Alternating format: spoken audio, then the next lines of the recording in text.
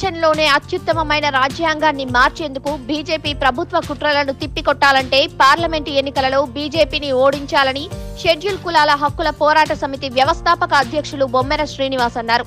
మహబూబాబాద్ జిల్లా కేంద్రంలోని Congress party MP అభ్యర్థి బలరాం నాయక్ క్యాంప్ కార్యాలయంలో ఏర్పాటు చేసిన మీడియా సమావేశంలో ఆయన మాట్లాడుతూ ప్రధాని మోదీ రాజ్యాంగాన్ని కూకటి వేళ్లతో పెకిలించి వేస్తామనడంతో ప్రజలు భయాందోళనకు గురై ఆందోళన చెందుతున్నారన్నారు.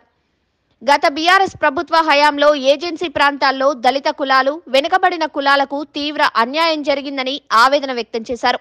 ఏజెన్సీ ప్రాంతాల్లో కూడా దళిత కులాలు, వెనుకబడిన వారు ఉన్నారని, ఏజెన్సీ రిజర్వేషన్ చట్టంతో అన్యాయం జరుగుతుందని వాపోయారు. బీజేపీ, బీఆర్ఎస్ పార్టీలను ఓడించి ఇండియా కూటమి అభ్యర్థి పోరిక బలరాం నాయక్ ని గెలిపించాలని ఆయన ప్రజలకు విజ్ఞప్తి చేశారు. పోటీ చేసినటువంటి అభ్యర్థి బలరాం నాయక్ గారు ఉన్నారు. ఆ చేతి గుర్తుకు ఓటు వేసి అత్యధిక మెజారిటీతో గెలిపించాలని చెప్పి షెడ్యూల్ కులాల హక్కుల పోరాట సమితి కంకణబద్దులై పనిచేస్తున్నది. కాబట్టి ఆ విధంగా ఈ రాష్ట్రంలో, ఈ దేశంలో ఉండబడినటువంటి బీఆర్ఎస్ ప్రభుత్వం ఏర్పడిన తర్వాత ఏజెన్సీ ప్రాంతంలో ఉండబడినటువంటి ఎస్సీ కులాలను ఎస్సీ కులాలుగా గుర్తించే పరిస్థితి లేదు. ఏజెన్సీ ప్రాంతంలో ఉండబడినటువంటి ఎస్సీలను జనరల్లో కలపడం వల్ల తీరని అన్యాయం చేసింది.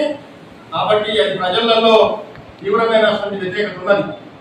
అదేవిధంగా బీజేపీ గవర్నమెంట్ రేపు ఏర్పడితే రాజ్యాంగాన్ని సవరిస్తాం, రాజ్యాంగాన్ని కుక్కడవేళ్లతోని ఎక్కిస్తామని చెప్పేది మాటలు ఏదైతే ఉన్నాయో అది ప్రజలలో ఆందోళన ఉంది.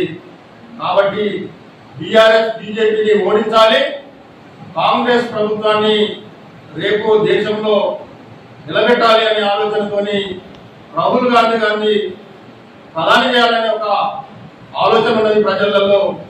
దానికి షెడ్యూల్ కులాల హక్కుల పోరాట సమితి కంకణబద్దులై పనిచేస్తూ రేపు అఖండ మెజార్టీతోని బలరాం నాయక్ గారిని ఏదైతే హస్తముతున్నదో హస్తముక్తి మీద అత్యధిక ఓట్లేసి మెజార్టీతో గెలిపిస్తామని చెప్పి తెలియజేస్తూ ఇంతటితో ముగిస్తున్నాం. ఈ మీడియా సమావేశంలో షెడ్యూల్ కులాల హక్కుల పోరాట సమితి రాష్ట్ర నేతలు భీమా నాయక్, రాములు కృపాకర్, పవన్ కళ్యాణ్ పాల్గొన్నారు.